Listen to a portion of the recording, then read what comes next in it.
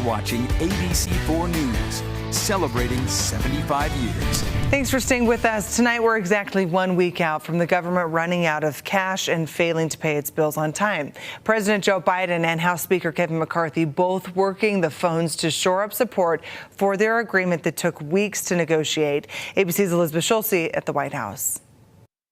Tonight, exactly 1 week until the government runs out of cash to pay its bills, House Speaker Kevin McCarthy and President Biden urgently racing to shore up support for their breakthrough debt ceiling deal. Will this get done by June 5th? There is no reason why it shouldn't get done by the 5th. I'm confident that we'll get a vote in both houses, and we'll see.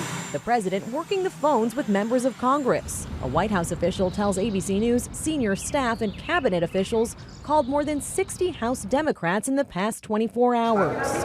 McCarthy arriving at the Capitol this morning, teeing up a House vote on the bill on Wednesday, now sprinting to win over members of his own party. It doesn't get everything everybody wanted, but that's in divided government. That's where we end up. I think it's a very positive bill. But tonight, at least 10 House Republicans disagree, leaning toward voting no against the bill, saying it doesn't do enough to cut government spending. The 99-page deal would suspend the nation's $31 trillion debt ceiling until January 1st, 2025, while also placing new restraints on non-defense spending. It claws back $30 billion in COVID relief, rescinds $20 billion of IRS funding, expands work requirements for some Americans on food assistance, and in August ends the pause on federal student loan payments.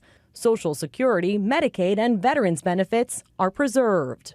Absent from the bill, tax increases on the wealthiest Americans or big corporations, a top demand from Democrats. Mr. President, what do you say to members of your own party who say you've made too many concessions in this deal? They'll find I didn't. White House officials say they're ramping up briefings with members of Congress ahead of that expected vote in the House Wednesday. If the bill passes, it could immediately go to the Senate, but even there it could still face procedural roadblocks from Republicans or Democrats, ultimately getting very close to that June 5th deadline when the Treasury has said the U.S. will run out of cash. Elizabeth Schulze, ABC News, the White House.